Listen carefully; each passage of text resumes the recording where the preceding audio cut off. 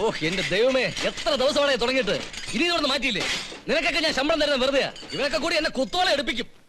ഓഹോ, ഈ തുരുമ്പൊക്കെ ഇനി ഇവിടുന്ന് തൂക്കി മാറ്റിയില്ലേ?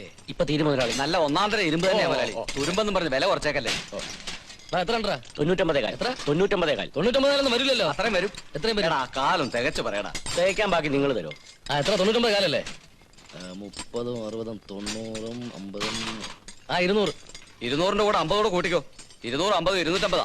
ഓ 250, 250 തന്നെ.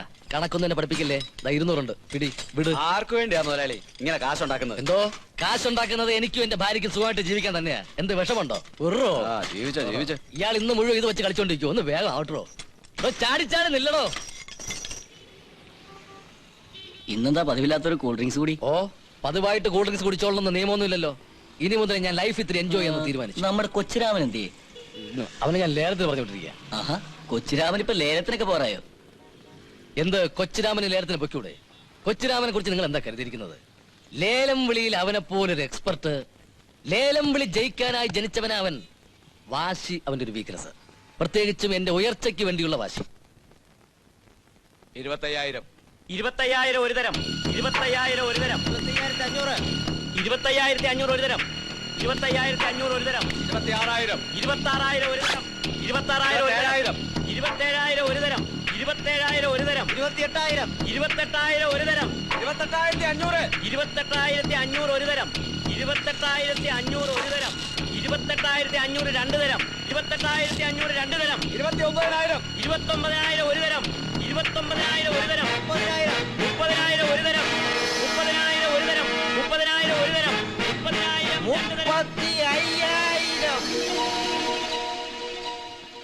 35,000 ഒരു തരം. 35,000 ഒരു തരം. 35,000 ഒരു തരം. 30,000 രണ്ട് തരം. 30,000 രണ്ട് തരം. 30,000 രണ്ട് തരം. ഉറപ്പിക്കാൻ പോകുകയാണ്. 30,000 മൂന്ന് തരം. വാശി എന്റെ ഒരു വീക്ക്നെസ് ആണ്.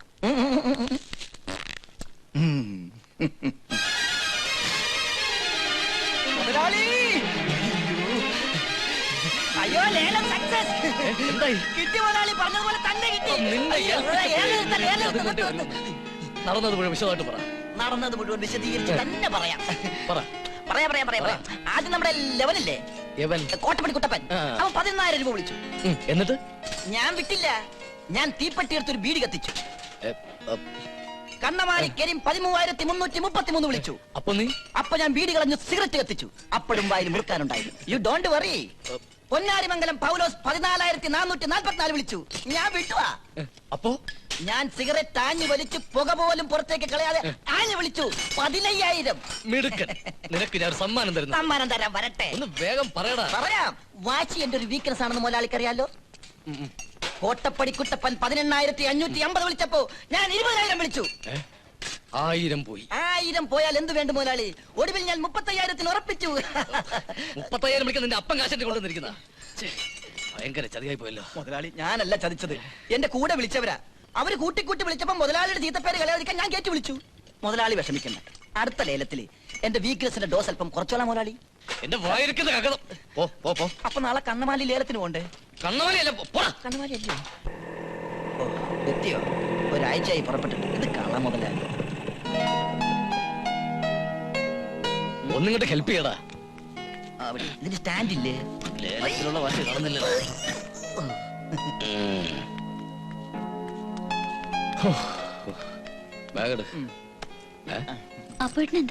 ഒന്നും പറ്റിയിട്ടില്ല മുതലാളി. ലേലം കിട്ടിയ ക്ഷീണത്തിലാ.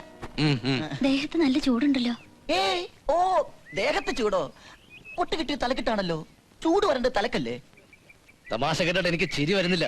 നിന്നെ ഇപ്പൊ കൊല്ലാനാ തോന്നുന്നേ. ഇപ്പോഴും മുതലാളി നല്ല ചൂടില്ല. തണുത്ത വെള്ളത്തിൽ നന്നായി കുളിച്ചാ മതി. പട്ടിയെ പിന്നെ കുളിപ്പിക്കാം. ആദ്യം മുതലാളി കുളിക്കും. പിന്നെ ചേച്ചി, വെള്ളത്തിൽ തണുപ്പ് കുറവാണെങ്കിൽ 2 ബ്ലാക്ക് ഐസ് കൂടി ഇട്ടേരി. അപ്പൊ മുതലാളി എല്ലാം പറഞ്ഞ പോലെ നാളെ കാണാം. കാണണമെന്നില്ല. എന്നാ മറ്റന്നാ വരട്ടെ ചേച്ചി. കുളിക്കാൻ ഐസിട്ട വെള്ളം എടുത്ത് വെക്കട്ടെ? ഐസിട്ട വെള്ളം. ഐസിട്ട വെള്ളത്തിൽ നിന്റെ അച്ഛനെ കൊണ്ട് കുളിപ്പിക്കടി. ചൂട് എടുത്ത് വേടി. ഐസ് വെള്ളം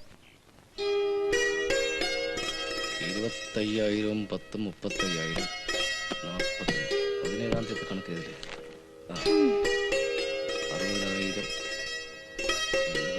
60,000, അപ്പോട്ടാ അപ്പോട്ടിന്റെ ബർത്ത്ഡേ എന്നാ? 18/12/95. 18/12/95 എന്തോന്നാ 18/12/95 കിട്ടേണ്ട ബാങ്ക് ലോണിന്റെ കാര്യമാണ് ഞാൻ പറഞ്ഞത്. ഈ മാസം അത് കിട്ടിയില്ലെങ്കിൽ ബിസിനസ് കംപ്ലീറ്റ് കുഴയും. വീട്ടിൽ വന്നാലും അപ്പോട്ടിന് കാശിന്റെ ഇരുമ്പിന്റെയും കണക്ക് മാത്രമേ പറയാനുള്ളൂ. വേണ്ട, ഞാൻ ഇപ്പൊ ഇറങ്ങിയ രംഗീല സിനിമയുടെ കഥ പറഞ്ഞു തരാം. എന്തേ? അതെ, നീ ഒരു ഇരുമ്പ് കച്ചവടക്കാരന്റെ ഭാര്യ, അത് മറക്കണ്ട. എടി, ഒരു കച്ചവടക്കാരന് എപ്പോഴും കച്ചവടത്തിലെ ലാഭത്തിന്റെയും നഷ്ടത്തിന്റെയും കണക്കുകൾ മാത്രമേ ചിന്തിക്കാനുണ്ടാവൂ. അതുപോലെ തന്നെ ഒരു വീട്ടുകാരിക്ക് വീട്ടുകാര്യങ്ങളെ കുറിച്ചേ പറയാനുണ്ടാവൂ. നീ പണങ്ങണ്ട. കച്ചവട ചിന്തകൾ ഞാൻ 1 മണിക്കൂർ നേരത്തേക്ക് മാറ്റി വെച്ചിരിക്കുന്നു. ഇനി വീട്ടുകാരിയുടെ വീട്ടുകാര്യങ്ങൾ പറ, കേക്കട്ടെ. പറയടോ. അപ്പോട്ടാ ഇതെന്താന്നറിയോ?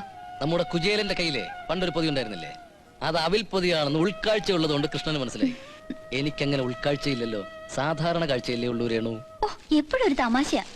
ഈ പാന്റും ഷർട്ടും ആർക്ക് വേണ്ടി വാങ്ങിയതാന്നറിയോ? ഇല്ല, അറിയില്ല. ആർക്കാ? അപ്പോട്ടിന്. അല്ലാതെ ആർക്കാ? അപ്പോട്ടനല്ലേ?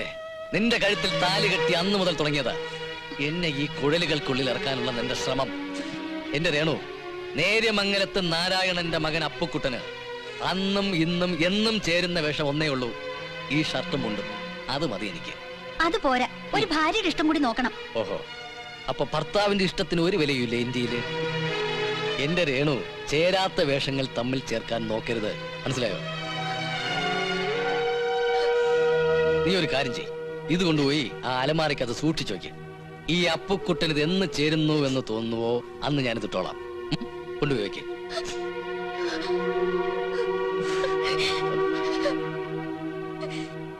എന്തിനാ നീ നിന്നിങ്ങനെ മോങ്ങുന്നേ?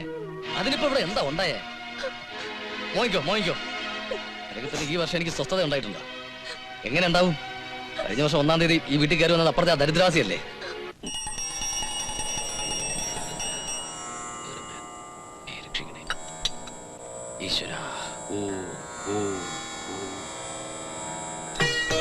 കൃഷ്ണ ഗുരുവായൂരപ്പ, എന്നെയും എന്നെ അരുമയാണ് പൊണ്ടാട്ടിയും നല്ല കാപ്പാത്തിടണേ.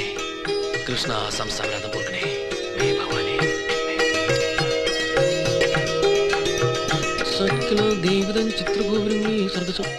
ശാന്ത വേണമാ? എന്തോന്ന്? പ്രസാദം. പൊക്കോ പൊക്കോ. ദോ വന്നിട്ടേ. എന്റെ ഭാര്യക്ക് നല്ല ബുദ്ധി കൊടുക്കണം. அது வந்து நம்ம சாந்தம் கிட்ட பிரசாதம் கேட்டேன். നോക്ക് നന്നാ തിരിയും. എനിക്ക് നേർപ്പാടെല്ലാം പിടിക്കാതെന്ന്. தெரியும் தெரியும், எனக்கு நல்லா தெரியும். എൻ അൻപ് റുക്കുവിന്റെ കഴുത്തിൽ താലി കെട്ടിയ അന്ത നാൾ മുതൽ എനിക്ക് നല്ല തെരിയും എൻ റുക്കു ആരെന്ന്. തിന്നോളൂ, അല്ല തൊട്ടോളൂ. ஐயோ, ஆபீஸ் போற டைம் ஆச்சு, ஒண்ணு சாப்பிட வேண்டாமா? நம்ம சாந்தா கிட்ட சொல்லி ஏதாவது. வேண்டானா நானே எடுத்து தருவேன். வேണ്ട ருக்கு, டாக்டர் என்ன சொல்லிருக்கு தெரியலையா? உனக்கு பெட் ரெஸ்ட் தானே? டாக்டர்ஸ் எல்லாம் அப்படித்தானே இல்லவா? நான் ரெஸ்ட் எடுத்தாச்சுன்னா உங்களை யார் பாக்குறது? அது பிரச்சனை இல்ல, உள்ள நம்ம சின்ன கண்ணு இருக்கு இல்லையா? போங்கண்ணா. ஐயோ, அப்படி போவாது, மெதுவா போணும். இப்படி இருக்குமா? வாடக்கணும். இப்படியா? போங்க.